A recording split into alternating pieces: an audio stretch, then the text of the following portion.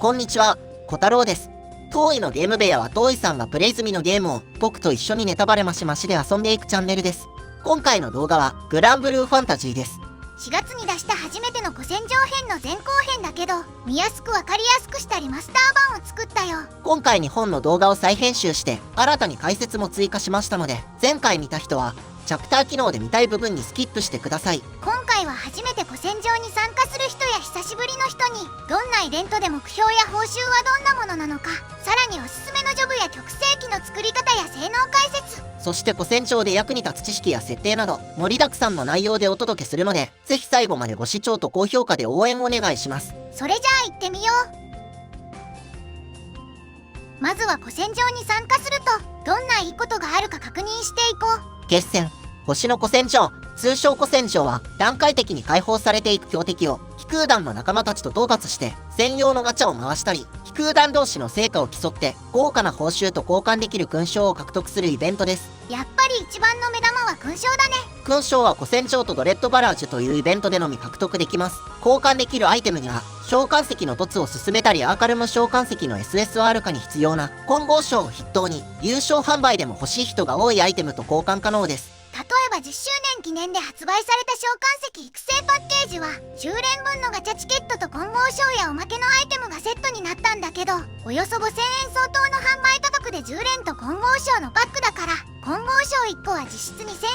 度の価値があるよ。さらにいつでも買える品物ではないため、単純な金額だけでなく獲得機会が少ないという意味でも希少なアイテムです。混合章をゲットするチャンスがあるだけで古戦場に参加する意義は十分だけど、他にも勲章交換でゲットしたいアイテムには10賢者取得や最終上限解放に必要なセフィア緑髄とか、10点集の限界超越や終末武器の限界超越に必要な液霊の証、積極的におすすめしないけど武器の凸やいろんな場面で必要なヒーロ金が交換できるよ。どれも優勝でも欲しい人が多いアイテムです。さらに初心者さんが特に嬉しい報酬がまだあります。例えばキャラの上限解放に必要な栄光の証と覇者の証、仕方なく走行の奇跡と交換した人もいるのではないでしょうか。これは古戦場で集める戦果で回すガチャから出てくるよ。月末ストーリーイベントの戦果ガチャと似たようなものです。育成素材のエンジェル武器や召喚石も大量に出るから、強くなるなら古戦場で戦果ガチャを回すのが近道だよ。また10点集の加入や最終上限解放に必要となる転生機はガチャボックス1箱につき1個獲得できます。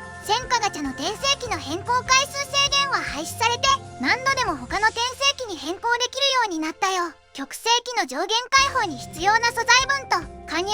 育成予定の10点集の転生機を必要な分だけ獲得できるから、復帰者さんや中級者さんにも嬉しい仕組みだね。戦果ガチャを回すための戦果は主にマルチボスを倒すことで獲得します。まだ戦力が揃っていない場合はソロ用のクエストでお肉の元になるお肉を獲得してお肉に交換した上でマルチバトルに挑戦してください。自分でマルチバトルを開始することを自発って呼ぶけど、たとえ自分で倒せなくても団員さんに倒してもらえれば自発者用の報酬はしっかりもらえるから、遠慮せずに自発して救援依頼を出しておこう。この時団員以外のフレンドやみんなに救援を出すと討伐士の貢献度が減ってしまうため、団によっては団外への救援を禁止していることがあります。これは団内のルールが明確になっていたらそれに合わせようね。参加している団員さんが少なくて救援が来なくて倒せないようなら、フレンドやみんなに救援依頼することを検討してください。団員さんが倒してくれれば団全員の報酬が良くなるかもしれないから、協調と協力の心で遊ぼうね。ではここで団全体の報酬について触れておきましょう。古戦場では所属している団の予選順位や本戦の勝敗によって獲得できる勲章の数が変わるよ。例えば予選順位が8001位から19000位の団は本戦では B クラスとなり、本戦の勝敗などで増減して1戦あたり最低でも10個最大35個の勲章を獲得可能です。一つ下の C クラスになると最大15個最低0個になって、個人としてどんなに頑張っても団として頑張ったかどうかで報酬に差が出るよ。このことから自分が古戦場にどのくらい時間を使えるかで所属する団自体を選ぶことが大事です。例えば復帰者さんならバブさん殴りの肉集めができそうで、本戦中も時間が取れるスケジュールの人は B クラスよりも A クラスを狙ってる団、通称 A 団に入れてもらった方がいいかもしれない。 A クラスなら最低でも25個最大70個の勲章を1戦ごとに獲得可能です。 A 団になると貢献度のノルマがある場合もあるよ。 B 団以下ではノルマがない団がほとんどなので、時間が取れないと確定している人は無理せずノルマのない団でマイペースに頑張るのもおすすめです。初心者さんで古戦場を頑張ってみたい人はランク200以上の人が多い段に入るのがいいと思うよ。ランクが実際の戦力に合わないことはよくありますが、ランクに100なら自力で終末武器という強い武器を作成済みの人が多いため、最低限の火力とモチベーションはあると思われます。あとは自身も最近まで初心者だった人も多いだろうから、初心者さんの救援に乗ってくれる人が多いかもしれないね。一緒に古戦場を頑張る人が多いほど、自分も頑張ろうとモチベーション向上につながると思いますので、ログインが1ヶ月以上前の人が多い段で無理に頑張らず、同じく頑張ってる先輩が多い段で遊んでみてください。ところで、倒せない時に救援依頼出すのは全く問題ないんだけど、救援出した側なのに全く戦わないで放置すると、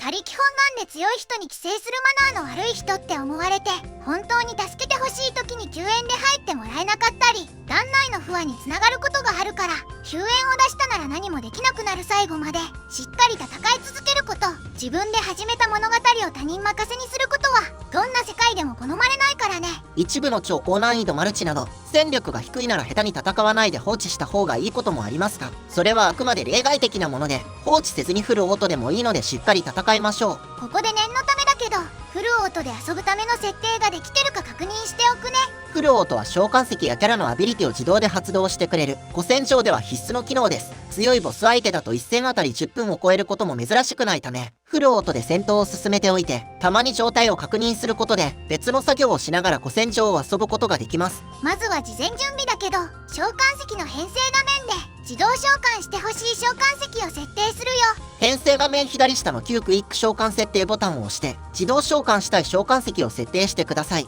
次は右上のメニューボタンからルリアがいる設定ボタンを押すよ。次は B 君のクエスト便利設定を押します。画面のかなり下の方にあるバトル全画面でのオート切り替えに進み、常にオンを選択します。これを設定しておくと、レディー画面でワンタップしておけばオート戦闘が自動で始まるようになるから、操作がかなり楽になるよ。続いてフルオートの設定をします。どこでもいいのでバトルを開始してください。戦闘画面右上のメニューを押すよ。ここのオートボタン設定をフルに、フルオートクイック召喚設定をオンに設定します。これでオート戦闘中はアビリティや設定した召喚石を自動で使ったオート戦闘をしてくれるよ。ただし初めて挑戦するバトルはフルオートクイック召喚がオフになってるから、フルオート戦闘を始める前に設定をオンに変更してね。高難易度以外はフルオートで遊べるほどグラブルを快適にしている機能なので、必ず設定しておきましょう。次は復帰者さんが気になってるだろう極星機について。極星機は2024年1月の古戦場で実装された無課金の新しい武器シリーズです。古戦場のレベル90ヘル以上のボスを討伐することで稀に武器を落とすことがあります。今のところ古戦場ボスと同じ属性の10点種を解放する転生機、これと同じ武器種で実装されてるよ。この武器の属性はあまり重要でなく、ジョグやキャラの得意武器や編成する武器種によってさらに強力になるスキル構成になっています。例として風属性の天数極星剣の性能を見てみよう。第1スキルはボルテージオブソード2。装備している剣の数 ×8% の EX 後陣特殊を持ちます。略上武器の第2スキルと同じやつだね。極星機の武器種に対応しているため、楽器の極星機なら楽器の数、格闘の極星機なら格闘の数になります。第2スキルは聖国祭の誓い。 EX 後陣 20%、 DA 率 10%、 TA 率 5%、 奥義ダメ 10%、 奥義上限上昇 5%、 ダメージ上限上昇 5% のスキルです。さらに得意武器種が剣のキャラは効果量が上昇する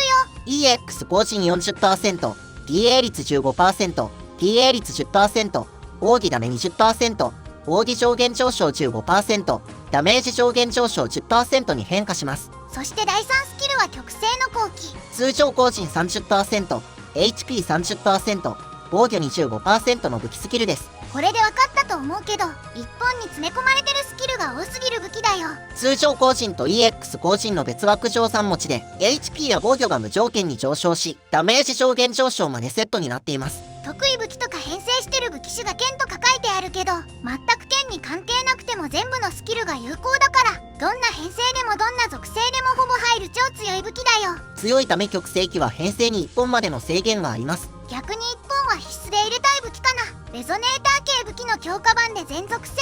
OK の武器って思えば、これを差し置いて入れたい武器の方が珍しいね。キャラと得意武器が一致していると強力なので、可能であれば複数の極星機を持っておきたいです。剣だけでも事足りるけど、強いジョブとか強いキャラに合わせた武器種を編成したいから、余裕あれば複数武器種を作りたいね。各個戦場ごとにドロップする極星機は追加されますか？極星機をエレメント化することで極星の昇格を15個獲得できます。ショックでは15個の昇格で任意の極星機1本と交換できるため、どの極星機を獲得しても好きな武器種を作成可能です。最優先は剣で、マナダイバーを強化できる杖も同じくらい優先度高いね。昇格は下方の小箱からも入手が可能です。下方の小箱からは1回の古戦場で最大60個だね。レベル95ヘル以上で最大50個まで獲得できる報酬で、95ヘルと100ヘルは自発者限定の報酬です。初心者さんもできれば下方の小箱を50個獲得するまでは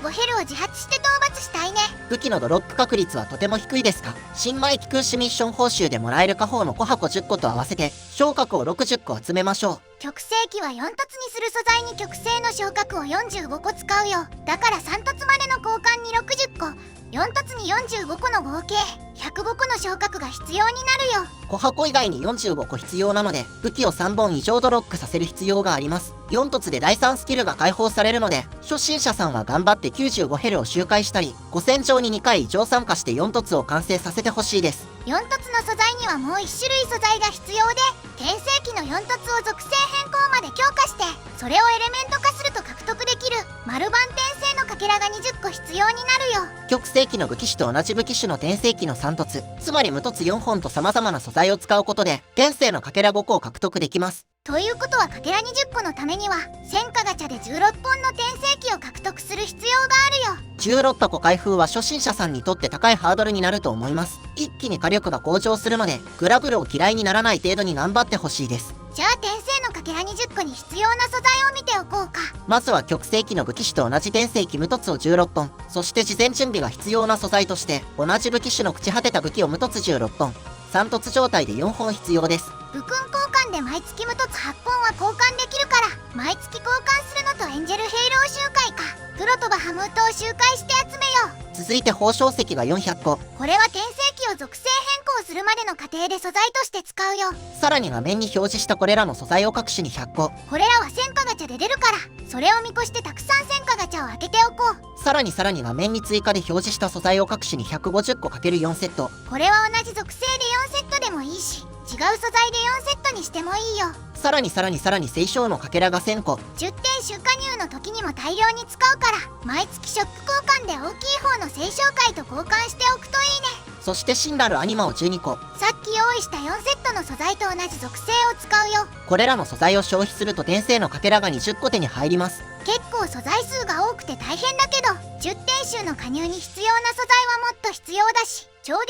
解放や限界超越の素材はこの日じゃないから、まずは極星機の4突を完成させる方が優先になると思うよ。それでは転生のかけらを獲得するまでの手順を見ていきます。流れとしては転生機を進化して、朽ち果てた武器の属性変更をして、進化した転生機の属性変更をするよ。まずはショックの特殊武器強化から転生機の強化に進みます。転生機の一覧から今回作る極星機と同じ武器種を選ぶよ。ここで3突してるレベル100の転生機を選んで進化するよ。続いて同武器種の朽ち果てた武器の3突レベル75を選びます。ミニの属性を選んでより代にします。ここの属性は何でもいいよ。後で使う真なるアニマはこれと同じ属性になるから、もし手持ちが怪しいならそれも加味して属性を選ぼうね。転生機の進化とより代の製作が完了したら、進化した転生機を属性変更します。この手順を4本分行います。4本の属性変更した転生機が完成したら、これをエレメント化することで転生のかけらを獲得できるよ。ある程度古戦場に参加すれば、ほとんどの素材は用意できますが、朽ち果てた武器だけは意識して用意しましょう。初心者さんで4突が難しいなら、3突レベル100までは作っておこう。極星機の第2スキルは3突のレベル100で解放されるので、下方の小箱だけで作成可能です。もちろん第3スキルも欲しいんだけど、初心者さんならそれ抜きにしても編成に入れるだけで火力強化になるはずだから、ぜひ95ヘル周回にチャレンジしてね。それではここで古戦場に時間を割ける人向けの話題です。極星機を複数本作ろうと思ってる人は参考にしてほしい話なんだけど、過去の古戦場で4突作るまでにどのくらいのお肉を使ったか紹介するね。当時さんの記録だと、予選2日目とインターバルの2日間で90ヘルを周回して極星機が4本ドロップするまでにお肉6000個を消費しました。本戦じゃなくて予選とインターバルだからね。雫と片面家具やキングでトレハンをいくつか入れてこんなもんね。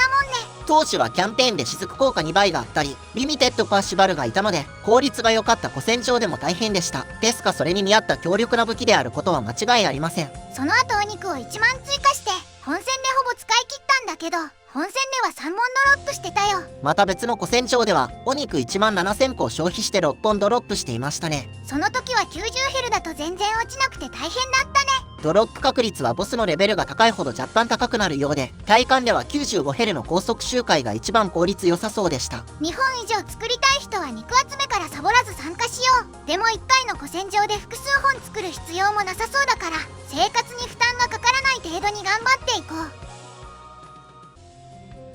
ここからは古戦場で活躍する主人公のジョブについて話そう。古戦場のマルチボスには一定の流行があり、この1年の傾向だと HP50% の特殊技で全ての強化効果を消去するディスペルや、特殊技ごとに強力な強化効果を自身に複数付与したり、一定の条件で解除しないと攻撃が多段になっていくギミックなどへ、ある程度の対策が必要だと言えます。必ず準備したいのがいくつかあって、こちらが打つディスペル、 H キットでバフの回復、攻防ダウンのデバフ、ディスペルガード、最低でもこの辺りを用意しないと150ヘル以上には対応できないと思うよ。これらをアビリティで使えるキャラが揃えば、古戦場はかなり快適になりますが、キャラが揃っていなくても、主人公である程度役割をこなせるようになります。そんな古戦場特攻のジョブがランバージャックだね。クラス4ジョブのランバージャックは、極地の証が実装されており、極地の証の6段階になると取得できるアビリティが強力です。さすがに初心者さんが極地の証を6段階にできるとは思ってないから、後で他のジョブも紹介するよ。まずは極地前の状態での性能です。サポアビの効果で、経過ターン ×3% の攻撃力アップと防御力アップがあり、最大で攻防 30% アップになります。さらにチェーンバースト発生時に味方全体の HP を最大1000回復します。続いて1アビだけど、効果ターン中にいろんなサポートがあるよ。味方が累計3回アビリティを使うとアビリティダメージを与え、さらに累積攻防ダウン 10% のデバフを与えます。これは最大 30% まで累積可能だよ。自分は火ダメ時に味方全体を最大1000回復します。また、自分は奥義発動時にアビリティダメージを与え、味方全体にストレングスのバフを付与します。ストレングスはダメージを受けてないほど効果量が高くて、最小 10%、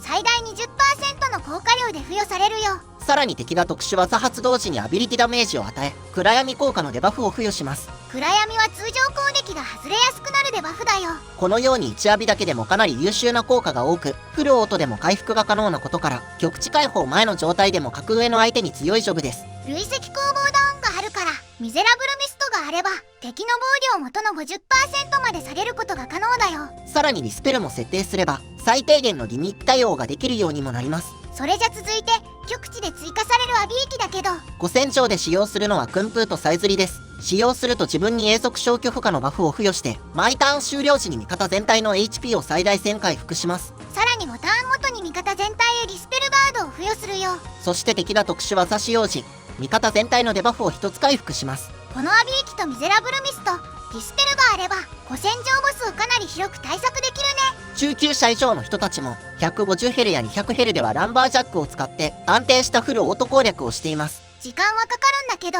フルオートで放置しても負けないことが最大のメリットかな。復帰者さんで素材が足りそうであれば、極地の証を6段階まで上げておくことを強くお勧めします。次はもう少し取得難易度が低いジョブね。レリックバスターって言うんだけど、当主さんのお気に入りジョブだね。サイドストーリーをクリアすれば、かなり早い段階で使える初心者救済ジョブだね。まずは取得方法です。他のジョブと異なり専用のアイテムがあれば解放可能です。シンクロニシティコアだね。これはショップで交換できるんだけど、交換に必要な素材はサイドストーリー、ステイムーンをクリアすると全部一気にもらえるから、それを使って交換しよう。ステイムーンをクリアすると他にもヒヒーロカネとセフィラ玉髄ももらえるので、初心者さんは必ずやりましょう。とにかく他のジョブを育成する必要がないジョブだから、最優先で取得してね。続いてレリックバスターの性能を見ていきましょう。まずはサポアビから。レリバはメイン装備するのが剣か銃で性能が変わるんだけど、おすすめは剣装備したレリバだよ。まず1つ目のサポアビ効果で他のキャラよりも被弾しやすくなっています。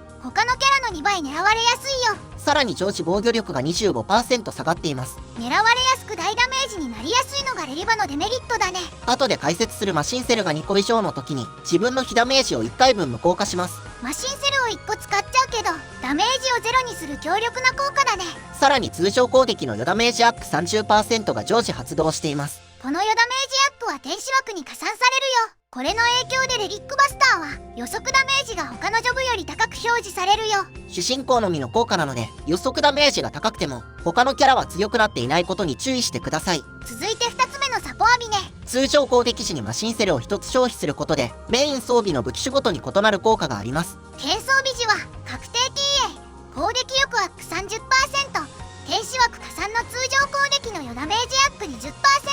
先ほどのサポアビと合わせて 50% の通常攻撃余ダメアップになります。重装備時は通常攻撃後に敵全体へ浴びダメを与えるよ。このように剣装備時の通常攻撃は初心者さんでも大ダメージを出せるようになります。もし余ダメアップとか天使枠がよくわからない人は基礎知識編の2を見に行ってね。マスターレベルを20にするとさらにサポアビが追加されます。最大 HP の 25% 以上の大ダメージを受けた時に1アビが自動発動するよ。それではアビリティも見ていきましょう。まずは1アビ。自分にマシンセルを5個付与します。さらに HP を2000回復と HP が 50% 以上ならばストレングス効果が付与されます。このストレングスは最低 15%、最大 45% の効果値だよ。続いてリミットアビリティ。タクティカルシールドは味方全体にバリアを付与しますがマシンセルが5個の時は4500の効果値になります。さらに弱体効果1回無効と火ダメージを軽減するブロック効果が味方全体に付与されるよ。ブロック効果の火ダメ軽減は効果値 20% で発動率 100% を3ターンです。これね、初心者さんには超ありがたいやつで、これだけでダメージが減ってでバフ対策にもなるから今までより負けにくくなるよ。続いてリミットバースト。マシンセルを全て消費し消費した数に応じて味方全体の奥義ゲージをアップします。5個消費すると 100%、 消費数が1個減るごとに 15% 減るよ。さらに1回分の奥義ダメージアップを付与します。最大 50% で消費数が1個減るごとに 5%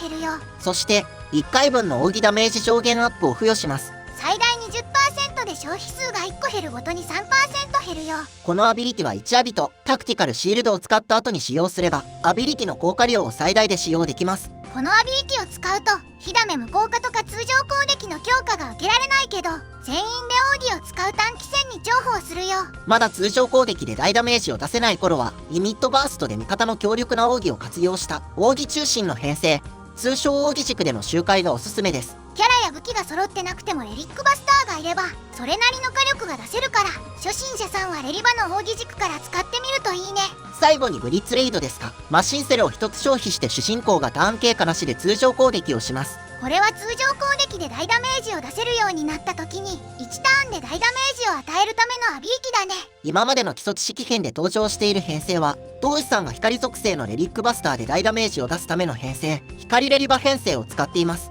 例えば早く終わるマルチボスの自発とかで必要な貢献度を一気に稼いで救援の人に貢献度で負けないようにするとき使ってるよ。ブリッツレイドも光レリバ編成ももろもろの理由で上級者向けだから主にハロウィンフロレンス、ハロウィン無限、涅槃を持ってる人が使ってるよ。このためだけにハロウィンガチャを引く価値があるほど強いのは間違いないです。ただしフルオートでは使えないためフルオート用の編成も用意できる前提です。というわけで初心者さんが奥義軸で使っても強いし上級者になってブリッツレイドを打ちまくっても強いのがレリックバスターだよ。さらに極地の証を解放すると5戦場で活躍するアビリティが追加されます。レリバの極地は上級者さんほど解放しないと思うんだけどディスペルが大量に欲しい古戦場ではレリバこそがディスペルキャラになるよ。ブルータルセルはディスペルとスロー効果のダメージアビリティですが味方が累計3回の奥義を発動するとターン終了時に自動発動します。奥義ごとに専用のスタックが付与されて3以上なら3消費して自動発動だね。またライトニングシュートは累積可能な攻撃と属性防御ダウンのダメージアビリティです。マシンセルを使って奥義後に自動発動します。最大 40% まで累積可能なデバフだからカタログスペックよりも使いやすいよ。レリバの極地はディスペルが足りない人に超おすすめ。他のジョブよりも圧倒的な高頻度ディスペルは間違いなく古戦場向きだよ。ただし極地の証は HP も上昇するためこれによって大ダメージで1アビが自動発動する際の大ダメージの前提となる最大 HP が上昇してしまいます。最速編成でレリバを使う人は火ダメ時のマシンセル補充もムーブに組み込むときに邪魔になる可能性もあるね。レリバの固定ムーブを使わない人は極地の証を解放してもいいと思います。次は同じくクラス4ジョグだけど火力と耐久を両立できるジョグシールドスウォーンを見ていくよ。まず1アビが1ターン攻撃できない代わりに高性能な全体カバーで火ダメの最大値を5000に固定した上で防御10倍になるから手動でヤバい特殊技に合わせてもいいしフルオートでも悪くない感じ。さらに火ダメージカウンター6回とターン終了時に火ダメアップでバフと敵全体に11倍アビダメを与えます。1アビで必ず自分が攻撃を受けることでサポアビの効果も発動しやすいよ。1つ目のサポアビで非ターゲット時に自分の先制レベルが1上昇します。このレベルが1上昇すると攻撃 10%、防御 20% 上昇して PA 率 20%、PA 率 10% 上昇して敵対心が上昇します。先制レベルが5の時はさらに吸収効果通常攻撃よダメ 30% アップ下ゲージ敵全体に2倍 ×5 回アビダメが発動するよ。これだけでも基礎性能はかなり高いのですが2つ目のサポアビで自分の攻撃行動を行わなかった場合ターン終了時に自分に再攻撃効果1アビの再使用間隔1ターン短縮 HP 回復最大1500が発動します。実質的に1アビの効果がサポアビで補強されてるって感じだね。全体に多段攻撃された時に敵対心上がってると攻撃吸ってくれるのもあって面倒なボスに合いそうだね。一撃が重い特殊技も1アビでいなせるので200ヘルが厳しい人にとって心強い性能でしょう。次はリミットアビリ機だけどこれも結構いい感じだよ。ダメアビのアサルトドライブは火ダメ時にスタックするウェポンチャージが5の時に性能が強化されます。まず通常時は8倍ダメージとディスペル効果1回です。極地のレリバには及ばないけどディスペル持ってるのは純粋にいいよね。ウェポンチャージ後の時はダメージ回数が3回になりディスペル効果も3回敵に気絶効果と自分に持続性追撃 80%1 回です。強化版を使うとウェポンチャージを全て消費します。6ターン間隔で3回ディスペルが打てるのは良さげ。ディスペルが少し足りない時にはちょうどいい塩梅で効いてきそうだね。次に強化アビのアトラクトシャウト自分にストレングス効果3ターンと HP 最大1500回復弱体効果1つ回復さらに先制レベル5の時は効果が全体化して回復効果が2回発動になります。全体弱体2個回復でフルオートでも使えるのいいね。このようにディスペルトでバフ対策回復や耐久力補強ができて長期戦では火力も出しやすいのが特徴です。ディスペルよりも耐久面を補強したい場面では極地のレリックバスターより優先したい性能です。また極地のランバージャックよりディスペルを多くしたい場合も同じく優先したいジョブですね。古戦場の150、200ヘルで活躍する性能だから事前にジョブ解放とマスターレベル上げをしておきたいね。さらに英雄武器もおすすめです。自分が瀕死時に一度だけ HP と弱体効果を全回復したり敵が特殊技使用で先制レベル1上昇と1アビの使用間隔1ターン短縮効果そして奥義効果で自分に TA 率アップ1回と先制レベルに応じた持続性追加ダメージ5回があるよ。先制レベルを素早く上げたり1アビの使用回数が実質的に増えたり主人公が事故で落ちにくくなるので他の武器を差し置いてメイン装備する可能性がある性能です。素材に余裕のある人は古戦場の属性に合わせて1本作ってみていいと思います。ここからは古戦場で使えそうなお役立ち情報を見ていきます。手始めにボーナスだけど武器召喚石キャラの基礎ステータスを底上げできるよ。武器と召喚石はボーナス足す1で攻撃力5 HP1 上昇します。キャラはボーナス足す1で攻撃力3 HP1 上昇します。これで上昇するステータスに対して武器スキルが乗算されるから見かけ以上に効果があるよ。続いて召喚石スキンです。召喚石や武器にはスキン機能があり性能は変えずに召喚や奥義の演出を変えることができます。例えばバブさんにアフロディーテのスキンを設定するとかなり時短になるよ。続いてトレハンについてお肉や極性気集めをするときにトレハンとカカブヤでドロップ率を意識する人が多いんだけどドロップ率も別枠乗算になっててトレハン、雫、ダンサポ、カブヤは全部別枠乗算だよ。基本ドロップ率に対してトレハンなどによって倍率を上げるのですがトレハンレベルは1で 20%、5で 28%、10で 70% の効果量です。トレハンレベルを頑張って上げるよりも回数をこなした方が効率がいいと言われています。例えばトレハン1で 20%、奇跡の雫レベルよ。キャンペーンで雫効果2倍で 20%、ダンサポの風緑で 20%、フレンドのカブヤ4凸で 30%、最終前のエッセルで 5%。これをトレハン計算機で試算すると約233% になるよ。トレハン計算機のサイトは概要欄にリンクを貼っておきます。そして基本ドロップ率に約233% を乗算することになるから 1% のドロップ率なら約 2.3% のドロップ率になるってことね。同条件でメイン石を4凸かぐやにしても約 2.85% にしかならないので、同枠加算よりも別枠乗算の方が効率がいいことがわかりますね。周回速度とドロップ率を考えると、片面かぐやでトレハンレベル1以上にできてれば必要10分じゃないかなって思ってるね。前回の古戦場ではマナダイバーでミニックを使ってる人もいましたね。とにかくトレハン1は入れとくだよ。次は戦火ガチャレベル R 武器について。基本的にスキルレベルありの素材にしていいんだけど、今表示してる武器を1本ずつ倉庫に移動して保管しておいてね。これは転生機の強化をするときに初回の一度だけシェロカルテから要求されます。転生機集めたから10点集加入をやってみようとしたら、突然知らない武器を集めるように言われて、昔の振りクエ周回をすることになるよ。戦火ガチャでこれら14種の武器が排出されますので、騙されたと思って倉庫にしまっておいてください。集まるまでは自動リサイクル設定を切っておいてね。続いてスカイリーク。グラブルを遊ぶのに特化したブラウザアプリなんだけど、もしスマホの公式アプリでグラブルしてる人は今すぐスカイリープでグラブルするようにしてね。スカイリープでグラブルを遊ぶとポイントがたまり、初心者のうちは足りない JP と交換できたりします。ブラウザの機能も充実してて、ショートカットボタンとかジェスチャーを設定すれば周回速度が格段に速くなるよ。 PC でのプレイには及びませんが、攻撃ボタンを押してリロード、即座に次のフレンド召喚石を選ぶ画面にショートカット、バブさん召喚と攻撃してリロードのように周回の一戦ごとの操作が数タップで可能です。マクロみたいな規約違反系のツールじゃなくて、公式が用意してる機能だから安心して使っていいよ。続いて戦火ガチャから出る回復アイテムです。戦火ガチャを回すと古戦場だけで使える専用の回復アイテムが手に入るよ。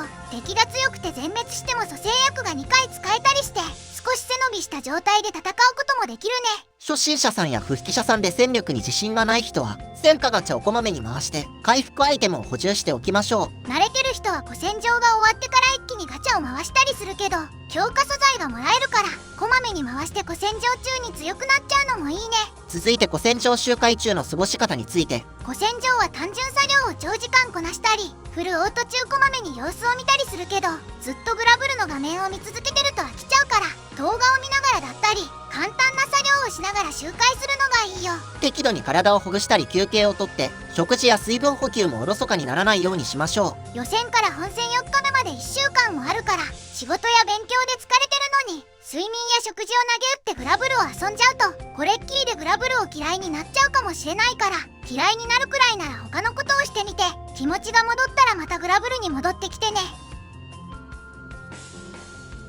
最後に古戦場のスケジュールとそれぞれの目標を確認しておきましょう。まず予選1日目が19時から開始、翌日の23時59分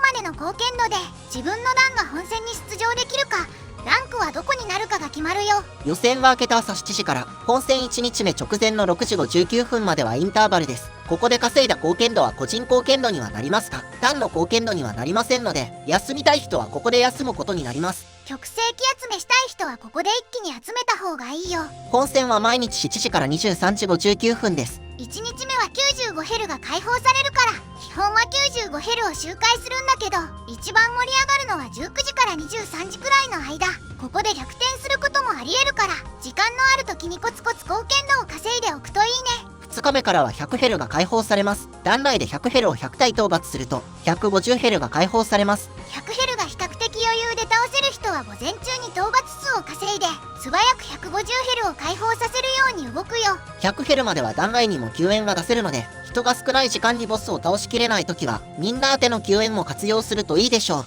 150ヘル以